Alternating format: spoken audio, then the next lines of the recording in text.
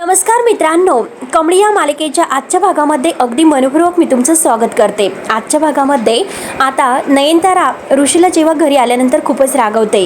इतकी महत्त्वाची मीटिंग सोडून तो त्या फालतू मुलीसाठी का गेला, त्यावरती ऋषी म्हणतो आई ते सुद्धा खूप महत्त्वाचं होतं, कारण तिचं हॉल तिकीट चोरीला गेले होते आणि जर तिच्यावर अन्याय झाला असता तर म्हणजे तिला एक्झाम देता आली नसती। त्यावरती नयनतारा म्हणते की अरे पण ह्या सगळ्याशी तुझा काय संबंध आहे, तू का तिच्या इतकं पुढे करतोस। रोहित मात्र आता हे सर्व ऐकून खूपच हसत असतो आणि हे बघ तू विसरलास का, तू काही आता तिचा सर वगैरे राहिलेलं नाहीस, त्यामुळे हे बघ आणि ती सुद्धा तुझी कोणीही नाही, ती फक्त तुझ्यासाठी आता एक अननोन व्यक्ती होती। तेव्हा आता राधिका सुद्धा हे ऐकते, राधिकाला सुद्धा फार वाईट वाटतं। तेव्हा आता ऋषी म्हणतो की ती फक्त अननोन तुझ्यासाठी असेल, माझ्यासाठी नाही। एखाद्या व्यक्तीला जर अनोळखी म्हणलं तर तो माणूस आपल्यापासून तुटत नसतो। कधी कधी अनोळखी व्यक्तीचा सुद्धा त्रास आपल्याला सहन होत नसतो। कमळी मात्र आणि कमळीवर माझं। तेव्हा आता ऋषी पुढचं बोलायचं थांबतो। नयनतारा विचारते की काय काय म्हणायचं होतं तुला, कमळीवर तुझं काय। राधिका मात्र ऋषीला खुणावत असते की सांगू नकोस। आता ऋषी म्हणतो की कमळी माझी मैत्रीण आहे, तिला मी तेथे मदत केली आणि तेथे मात्र त्या कामिनी आजी आणि ती अनिका तिला परीक्षेला बसून देण्यासाठी, तिला त्रास देण्यासाठी नाही प्रयत्न करतात। ती परीक्षेसाठी येऊ नये यासाठी तिला आडव्या येतात। त्यावरती आता नयनतारा लगेच म्हणते ते कामिनी आणि अनिका या दोघींशी माझं काही घेणे देणं नाही, त्यामुळे त्यांना जे करायचं असेल ते करून दे, तर मात्र तू त्यामध्ये पडू नकोस। आणि हे बघ ऋषी मला तू प्रॉमिस कर की तू कमळीला मात्र कुठलीही मदत नाही करणार म्हणून। आणि हे बघ ऋषी तुला माझी शपथ असेल। रोहितला मात्र आता खूपच आनंद होतो, परंतु बिचाऱ्या राधिकाला वाईट वाटतं। ऋषीला खूप टेन्शन येते। त्यानंतर आता इकडे अनिका ओरडत येते, अगं ग्रॅनी आजी काहीतरी कर प्लीज, एकतर माझ्याकडे क्वेश्चन पेपर नाही आणि आजचा पेपर मी कसा दिला माझं मला माहिती आहे, त्यामुळे प्लीज तू काहीतरी कर। आता कामिनी ऐकून घेत असते तर रागिनी म्हणते की आई अगं प्लीज तू काहीतरी कर ना, आणि तुला तर माहिती आहे की ती बया काय म्हणाली, जर मात्र आता अनिकाने चांगले मार्क्स मिळवले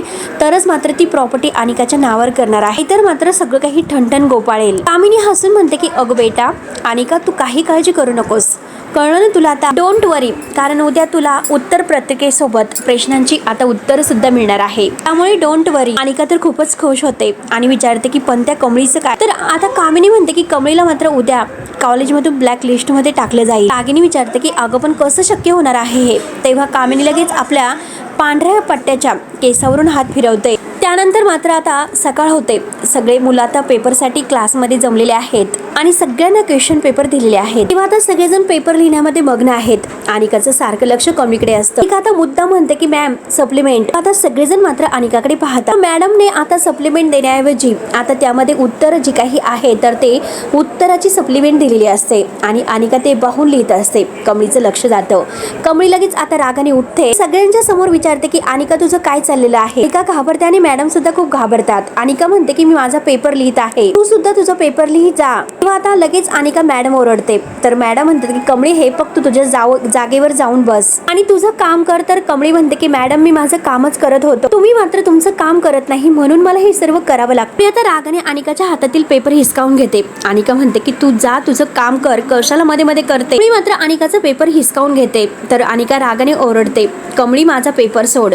कमळी मात्र सगळ्यांना दाखवते, सगळ्या विद्यार्थ्यांना सरळ मात्र ही अनिका कॉपी करून येथे पेपर लिहित आहे। एवढ्यात तेथे कामिनीचाच तो शिक्षक येतो आणि तो म्हणतो की मॅडम हा सगळा काय गोंधळ सुरू आहे इथे। लगेच कमळी म्हणते की हे बघा सर, अनिका इथे कॉपी करून पेपर लिहित आहे, ते सर सुद्धा कामिनीचंच आहे आणि ते म्हणतात की हे काम कर, तू तिला तिचा पेपर देऊन टाक आणि तू तुझं काम कर। त्यावरती कमळी म्हणते की बरं ठीक आहे, तुम्ही सुद्धा यामध्ये सामील आहात। अनिका म्हणते की गावछाप तुझी नाटकं जर झाले असेल तर मात्र तू जा आणि तुझा पेपर लिही आणि माझा पेपर दे। कमळी म्हणते की ठीक आहे देतो मी तुझा पेपर, डायरेक्ट ऑफिस मध्ये, म्हणून कमळी आता ऑफिस मध्ये जायला निघते। तर मॅडम लगेच आता कमळी समोर येतात, थांब कमळी असं म्हणते आणि म्हणते की हे बघ तू तुझं लिमिट क्रॉस करत आहे, अति शहाणपणा करू नको। तेव्हा आता कमळी सुद्धा उत्तर देते की तुम्ही तुमचं काम करत नाही म्हणून आमच्या सारख्यांना अति शहाणपणा दाखवावं लागतं। अनिकाचा हात धरून कमळी मात्र आता ऑफिस मध्ये येते। ऑफिस मध्ये आता जे काही स्क्वॉड वगैरे आहे जे आलेले आहेत तर त्या दोन मॅडम आणि शिक्षकांना कामिनी सांगत असते की तुम्हाला स्क्वॉड साठी नेमलेला आहे, पेपर संपण्याच्या अगोदर अर्धा तास तुम्ही वर्गावर जायचं आहे, म्हणजे कॉपी करणाऱ्या विद्यार्थ्यांना तुम्ही रंगे हात पकडू शकता। सगळ्यांच्या समोर कमळी मात्र आता अनिकाला घेऊन घेऊन येते आणि म्हणते की सॉरी सर, मी डिस्टर्ब करत आहे.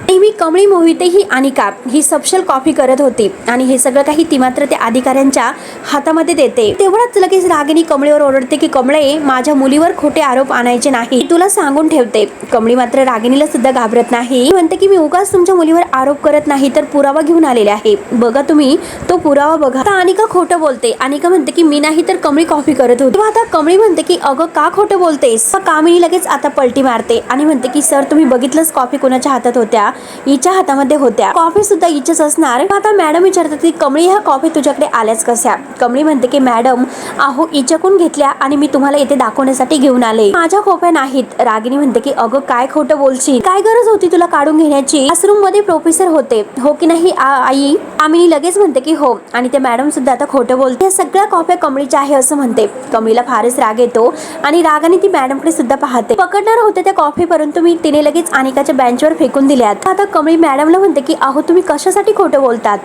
तर कामिनी लगेच म्हणते की वाग वा, म्हणजे बाकीचे सगळेजण खोटं बोलतात आणि तूच मात्र तेवढी खरी आहे. हे बघ आता तूच कॉपी केलेली आहे, तुझ्याकडे मात्र आता वेगळा पुरावा असा काय हवा आहे बरं. मी म्हणते की ठीक आहे, तुम्ही एक काम करा, माझं अक्षर आणि हे सगळं काही जुळून बघा आणि मग तुम्हाला ओळखेल. त्यावरती आता कामिनी म्हणते की ही तर आणखीनच चलाक निघाली आणि सर, ही मुलगी खूप चलाक आहे, तुम्ही तिच्याकडे लक्ष देऊ नका. काय माहिती की हिने दुसऱ्याकडून ते लिहून घेतलं नसेल, हे कशावरून. कमळी म्हणते की बरं ठीक आहे सर, आपण एक काम करूयात, आपण वर्गामध्ये जाऊयात आणि सगळ्यांना विद्यार्थ्यांना विचारूयात की ही कॉफी नक्की आहे तरी कुणाची. तर रागिनी खूपच घाबरते, कामिनी सुद्धा. अनिका म्हणते की हिला नक्कीच आता वेळ वाया घालवण्यासाठी जायचं असेल. कशाला जायचं नाही. कमळी तिला स्पष्ट म्हणते की हे तू ठरवण्याची गरज नाही. हे बघा सर, मी तुम्हाला रिक्वेस्ट करते की प्लीज वर्गात चला आणि सगळ्यांना विचारूया. तेव्हा आता ते सर म्हणतात की ठीक आहे मॅडम. कमळी म्हणतात ते आपण वर्गामध्ये जाऊन बघूयात. आता कामिनी म्हणते की बरं ठीक आहे. नंतर आता हा पिओन आहे, तो सगळं काही घडलेला प्रकार आता आतमध्ये जे सुरू आहे ते बंड्याला सांगतो. बंड्या म्हणतो की काय बोलतात, हे सगळं चुकीचं आहे. पिओन म्हणतात की हो नक्कीच आता कमळीला परीक्षेला नाही बसता येणार. बंड्याला फारच आता धक्का बसतो. तो लगेच आता ऋषीला फोन करतो. ऋषी मात्र फोन उचलतो आणि बंड्या बोल असं म्हणतो. तो ऑफिसमध्येच असतो. बंड्या आता घडलेला सर्व काही प्रकार मात्र आता ऋषीला सांगतो. ऋषी आता हे सर्व काही ऐकतो आणि त्याला धक्काच बसतो आणि म्हणतो की काय बोलतोस बंड्या, ते असं कसं करू शकतात. बंड्या आता रडत आहे. बंड्या म्हणतो की ऋषी भाऊ, मला खरंच काय करावं कळत नाही, म्हणूनच मी तुम्हाला फोन केला. लवकरात लवकर तुम्ही इकडे या, नाहीतर ही माकडं मात्र कमळीला कॉलेजच्या बाहेर काढते. आता ऋषी लगेच उठून जायला निघतो, पण त्याला आता नयनताराचं सगळं काही बोलणं आठवतं. तिने त्याला प्रॉमिस केलेलं असतं तू कमळीला कुठलीही मदत नाही करणार म्हणून. आता तो बंड्याला सॉरी म्हणतो आणि हे म्हणतो की कमळीलाच काहीतरी करून दे. हे बघ कमळी खोटी नाही, मला माहिती आहे, त्याबरोबर अन्याय नाही होणार. बाय करून तो फोन ठेवतो. शेवटी नयनताराचं प्रॉमिस त्याला पाळावं लागतं. बंड्याला आता धक्काच बसतो. बंड्या म्हणतो की ऋषी भाऊ मात्र कमळीला असं एकटं कसं सोडू शकतात, असं बंड्या आता स्वतःला विचारतो. ऋषीला सुद्धा चैन देत नाही, त्याला सुद्धा खूप टेन्शन येते. त्यानंतर मात्र कामिनी इकडे वर्गामध्ये येते आणि मुलांना म्हणते की हे बघा, मी जरा तुमच्या पेपरमध्ये येऊन डिस्टर्ब केलेला आहे, पण मला एक गोष्ट सांगा, ह्या कॉफी आहे आणि ह्या कुणाच्या आहेत, त्या मात्र आम्हाला कमळीकडे सापडलेल्या आहे. निंगी लगेच उभी राहते आणि म्हणते की ही अनिकाची कॉफी आहे, अनिकाच कॉफी करून येथे लिहित होती. कमळीने मात्र तिला कॉफी करताना पकडलेला आहे. अनिका म्हणते की नाही, ही निंगी आहे, कमळीची बेस्टी आहे ती, त्यामुळे ती ऑफिशियली तिची साईड घेणार. रागिनी मात्र आता निंगीला म्हणते की तू गप्प बसायचं. ती सगळ्या मुलांना विचारते की मुलांनो, तुम्ही सांगा बरं, ह्या सगळ्या चिट्स कुणाच्या आहेत. कोणी काहीच उत्तर देत नाही. कमळीच्या मैत्रिणी सुद्धा शेवटी शांत बसतात. कामिनी म्हणते की बघितलंस का सर, या सगळ्या चिट्स कमळीच्याच आहेत, त्याचा पुरावा सुद्धा सापडलेला आहे. त्यावरती कमळी म्हणते की नाही, हे सगळं खोटं आहे. तर लगेच आता कामिनी तिला सिद्ध करायला सांगते. तर शंभू उठतो. शंभू म्हणतो की अनिका खोटं बोलत आहे, कमळीने तिला पकडलेलं आहे. तेवढ्यात नमिता सुद्धा उभी राहते आणि म्हणते की हो सर, कारण अनिका ही सप्लिमेंट आता त्यातून पेपर लिहित होती. तेवढ्यात दुसरी मैत्रीण सुद्धा उभी राहते आणि म्हणते की हो मॅडम, अनिकाच कॉपी करत होती. प्राजक्ता लगेच उभी राहते आणि म्हणते की अनिका खोटं बोलत आहे, अनिकाच कॉपी करत होती. मी सुद्धा उभी राहते आणि अनिकाचं नाव घेते, तिनेच कॉपी केली होती. अनिका डोक्याला हात लावते. रागिनी आणि कामिनीच्या पायाखालची जमीन सरकते. सगळेजण एका आवाजात आता सगळे विद्यार्थी म्हणतात की हो, अनिकानेच कॉपी केलेले आहेत. आता कमळी पाहते आणि कमळी म्हणते की झालं ना सिद्ध, अनिकानेच कॉपी केलेले आहेत म्हणून. हे बघा आता कमळी म्हणते की सर प्लीज तुम्ही काहीतरी कारवाई करा. कामिनी लगेच म्हणते की एक मिनिट सर, ही सगळी मुलं आहेत तर ते कमळीच्या दबावाखाली असतात, त्यामुळे सगळ्यांनी मात्र तिच्या बाजूने उत्तर दिलेले आहे. त्यामुळे मला असं वाटतं की आपण कमळीचा बेंच पाहायला काय हरकत आहे, तिच्या बेंच खाली सुद्धा आपल्याला चिट्स सापडतील. त्यावरती कमळी म्हणते की ठीक आहे, तुम्ही बिनधास्त चेक करू शकता. मी लगेच कमळीच्या जागेवर येते आणि बेंच मधून आता ती कप्प्यातून काहीतरी कॉफी वगैरे काढते आणि कॉफी बघून आता कमळीला धक्का बसतो. कारण आता माझ्या म्हणजे कमीला असं वाटतं की बेंचमध्ये कॉफी आल्याच कशा. पण हे सगळं काही आता पिओन आणि त्या मॅडम आहे त्या सुपरवायझर आलेल्या आहेत. त्यांनी मात्र आता ह्या कॉफी वगैरे कमळीच्या बेंचला अगोदर चिटकून ठेवलेल्या असतात. कमळीला मात्र आता ह्या पेपरसाठी बसता येऊ नये. कमळीला सगळ्यांसमोर आता कमळी खोटं बोलत आहे हे सिद्ध करण्यासाठी यांचं हे कारस्थान. मी आता मात्र खुश होत कमळीकडे पाहत असते. त्यानंतर आता इकडे ऋषीचं मन लागतच नसतं. तो विचार करतो की मला कमळीच्या मदतीला जायला लागत होतं, माझं चुकलं का? नाही, मला जायला हवं होतं. आईला वाईट वाटलं असतं आणि परत तो विचार करतो की नाही, ही लढाई कमळीची आहे. ती लढाई मात्र तिलाच लढायला हवी. कमळीला मात्र मी असं एकटं सुद्धा सोडू शकत नाही. मदतीची गरज आहे म्हणून तो लगेच अन्नपूर्णा आजीला फोन करतो आणि सगळं काही सांगतो. तर इकडे मात्र आता कामिनी सगळ्यांच्या समोर म्हणते की थोड्या वेळापूर्वी तुम्ही आता सगळेजण अनिकाचं नाव घेत होते. या सगळ्या चीट्स मात्र अनिकाच्या आहेत असं म्हणत होते. आता सगळ्यांनी सांगावं की हे कुणाचं आहे. कमळी म्हणते की मी स्वतः सांगते की हे माझं नाही म्हणून. मी असलं काही केलेलं नाही, याचा माझा कोणताही संबंध नाही. रागिनी लगेच म्हणते की पण तुझ्या बेंच खाली इतक्या चीट्स आल्यास कुठून? मी म्हणत असते की मी असलं काही केलेलं नाही, मी तुम्हाला सांगते. कामिनी लगेच म्हणते की प्रत्यक्षात ही मुलगी मात्र अन्नपूर्णा महाजन यांना फसू शकते. मग आता हिचं दुसऱ्यांना फसवणार नाही असं कसे होईल? तुला जर काही मिळवायचं असेल तर तू कोणत्याही थराला जाऊ शकते. लगेच त्या अधिकारी सरांना म्हणते की सर मी तुम्हाला असं सांगते की तुम्ही लगेच कमळीवर कारवाई करा. गिरी आणि अनिका खूपच हसत असतात. आता ते सर म्हणतात की कमळी परिस्थिती तुझ्या विरुद्ध आहे, त्यामुळे आम्हाला मात्र तुझ्यावर कारवाई करावीच लागेल. कमळीला फार मोठा धक्का बसतो कारण कमळीवर आज अन्याय होत आहे. कमळी आता म्हणते की सर हे बघा मी काही केलेलं नाही. मॅडम कमळीच्या हाताला धरतात आणि तिला म्हणतात की तुला जावं लागेल. तर कामिनी म्हणते की हा एक खूप मोठा गुन्हा आहे आणि आता हा गुन्हा पोलिसांकडे द्यायला हवा आणि त्याची शिक्षा सुद्धा आता हिला व्हायला हवी. आपण मात्र काय करतो, आपण विद्यार्थ्यांचा विचार करतो. हे विद्यार्थी आहे त्यामुळे आपण पोलिसांकडे जात नाही आणि आपल्या कॉलेजचं सुद्धा प्रश्न आहे. त्यामुळे मात्र आता हिला शिक्षा असेल तर हिला यापुढे कोणताही पेपर नाही लिहिता येणार. तेव्हा आता हे ऐकल्यानंतर सगळ्या विद्यार्थ्यांना मात्र धक्का बसतो. निंगीला तर खूपच धक्का बसतो. रागिनी आणि अनिका ह्या खूपच हसत असतात आणि त्याच वेळेस तिथे अन्नपूर्णा आजी येते आणि अन्नपूर्णा आजी मात्र थांबा असं म्हणते. आता मात्र कामिनी लगेच अन्नपूर्णा आजीला म्हणते की बरं झालं तू इथे आलीस आणि अगदी योग्य वेळेस आली. आणि तुला माहिती आहे का वर्गामध्ये काय घडलं? चक्क ती कॉफी करत होती, तू नेमक्या वेळेस इथे आलेली आहे. त्यामुळे तू मला सांग कॉफी करणं हा किती मोठा गुन्हा आहे, हो की नाही? एका विद्यार्थ्याचं बघून दुसरे विद्यार्थी सुद्धा अगदी तसंच करायला लागलेले आहे. त्यामुळे गुन्ह्याला शिक्षा व्हायलाच पाहिजे. मग ह्या कमळीला वर्गाच्या बाहेर काढायचं कारण ती कॉफी करताना पकडली गेलेली आहे. त्यावरती कमळी म्हणते की मी खरं सांगते की मी काही केलेले नाही. तेव्हा आता अन्नपूर्णा आजी फक्त हाताचा इशारा करते आणि ती सरांना विचारते की अन्नपूर्णा आजी मला तुमच्याकडून ऐकायचं आहे, पहिल्यापासून सांगा नेमकं सगळं काय घडलेलं आहे. तेव्हा आता घडलेला सर्व काही प्रकार मात्र ते आता सर सांगतात आणि म्हणतात की हे असं झालेलं आहे. तर कामिनी म्हणते की वहिनी आता तुला कळलं असेल त्यामुळे आता तू तिला बाहेर. कागिनी म्हणते की हो ना, नाहीतर उद्या सगळीच मुलं कॉफी करतील. आणि का आता अन्नपूर्णा आजी म्हणते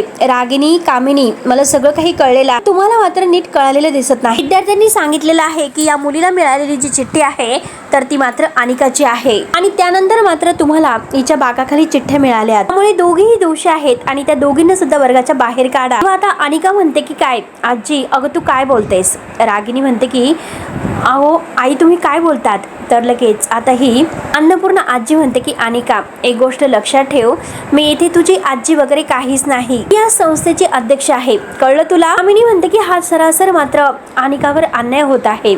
आता लगेच अन्नपूर्णा आजी म्हणते की हो का, अनिकावर अन्याय होतो, तुम्ही मात्र अर्धा तास ह्या सगळ्या विद्यार्थ्यांचा वेळ वाया घालवलेला आहे, मग त्यांच्यावर होणारा हा अन्याय नाही का? तेव्हा आता अन्नपूर्णा आजी पुढे म्हणते की हे बघा मी अनेक वर्षापासून शिक्षिका आहे, त्यामुळे मला चांगलंच माहिती आहे की कोणता विद्यार्थी कॉपी करू शकतो आणि कोणता करू शकत नाही. ते मात्र नक्की काय घडलेलं आहे याचा जो काही तपास आहे मी नंतर अगदी करेल. दोघी जणी वर्गाच्या बाहेर जा, नाही तर दोघीही पेपर लिहा. अनिका लगेच घाबरतच पेपर लिहायला बसते आणि कमळी सुद्धा. कामिनी रागिनी यांना म्हणते की बाकीच्यांनी निघून जा आणि त्या सरांना सुद्धा आता ती हात जोडून आता जायला सांगते. तेवढ्यात पिओन मात्र अन्नपूर्णा आजीसाठी बसायला ते खुर्ची घेऊन येतो. अन्नपूर्णा आजी थँक्यू बोलत आता पेपर संपेपर्यंत तेथेच बस आणि आता मात्र सगळ्यांकडे बारीक लक्ष असतं. तेवढ्यात आता ते सर म्हणतात की चला लवकरात लवकर पेपर द्या पोरांना. आता कमळी म्हणते की मॅडम अहो असं कसं, एकतर अगोदरच सगळ्यांचा वेळ वाया गेलेला आहे, त्यामुळे प्लीज कुणाचा पेपर लिहून झालेला नाही. त्यावरती अन्नपूर्णा आजी म्हणते की मॅडम सगळ्यांना मात्र अर्धा तास अजून एक द्या, पेपर लिहिण्याचा. आता ते सर म्हणतात की ठीक आहे पोरांना लिहा आणि सगळेजण खुश होऊन पुन्हा पेपर लिहायला सुरुवात करतात. पेपर झाल्यानंतर मात्र आता निंगी आणि कमळी धावतच येतात. अन्नपूर्णा आजी थांबा. तेव्हा आता अन्नपूर्णा आजी थांबते. कमळी म्हणते की आजी आज तुमच्यामुळे मी वाचलो. आता अन्नपूर्णा आजी तिच्याकडे न बघताच म्हणते की मी कुणालाही वाचवलेलं नाही. यापुढे सुद्धा मी कुणाला वाचवेल अशी अपेक्षा ठेवूच नका. मला माझ्या कॉलेजमधील कोणत्याही विद्यार्थ्यावर अन्याय व्हायला नकोय म्हणून मी हे सर्व केलेलं आहे. तर तेव्हा आता लगेच निंगी म्हणते की आजी म्हणते की बास करा, मला कुणाचीच बोलायचं नाही. निंगी तू सुद्धा माझ्याशी यापुढे बोलण्याचा प्रयत्न करू नकोस. तेवढ्यात अन्नपूर्णा आजी मात्र त्या सर आणि मॅडमशी बोलत असते आणि काय मागून येते आणि कमळीला धक्का देऊन खाली पाडते. परंतु आता कमळी मात्र ही अन्नपूर्णा आजीच्या पायाशी पडते आणि पायाचा हात तिचा अन्नपूर्णा आजीच्या पायावर पडलेला असतो. निंगी आता सॉरी म्हणत असते. अन्नपूर्णा आजी तेथून आता निघून जाते. कमळी मात्र त्या पायाचं दर्शन घेते. तेव्हा आता कमळी निंगीला म्हणते की आजीने मात्र परीक्षेच्या पहिल्या दिवशी मला आशीर्वाद नाही दिला, खरंच आज मला त्यांचा आशीर्वाद मिळालेला आहे. त्यामुळे निंगे आता कोणताही रिझल्ट लागून दे, मला काही फरक पडत नाही. मी आता खूपच खुश होते. तर मित्रांनो हा भाग येथे संपतो. पुढे नक्की काय होणार आहे हे बघायला विसरू नका. तोपर्यंत धन्यवाद.